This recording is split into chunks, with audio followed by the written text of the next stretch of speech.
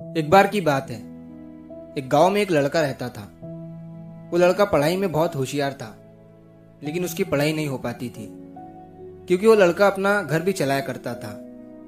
वो रोज अपने खेत में जाता, दिन भर वहां काम करता और शाम को घर वापस आकर वो थोड़ी बहुत पढ़ाई कर लिया करता था।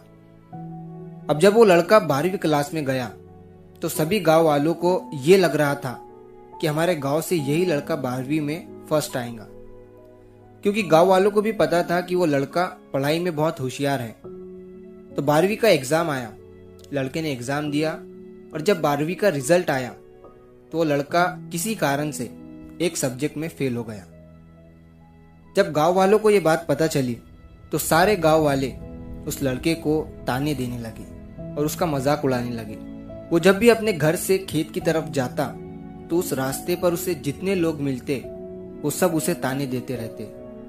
अब वो लड़का लोगों के ताने सुनकर बहुत परेशान हो जाता है और ये बात वो अपने उस्ताद को बताता है कि उस्ताद जी, मैं जब भी अपने घर से खेत की तरफ जाता हूँ तो उस रास्ते पर जितने लोग मुझे मिलते हैं सब मेरा मजाक उड़ाते हैं। तो उसके उस्ताद ने उसे कहा कि तू ना एक काम कर, एक बड़ा सा लोटा ले और उस लोटे को पूरा ऊपर तक दूध से भर दे और जब तू उस रास्ते से गुजरे तो तू उस लोटे से दूध का एक बूंद भी नीचे गिरने मत देना। लड़के ने एक दिन वैसा ही किया। वो जब उस रास्ते से दूध का लोटा लेकर निकला तो उसका फोकस उस लोटे पर इतना था कि उसे लोगों की आवाज ही सुनाई नहीं दी। वो इतने ध्यान से उस लोटे को लेकर चल रहा था कि उस लोटे से दूध का एक भी कतरा नीचे ना गिरे। इसकी वजह से उसे लोगों के तानों की आवाज सुनाई ही नहीं दी।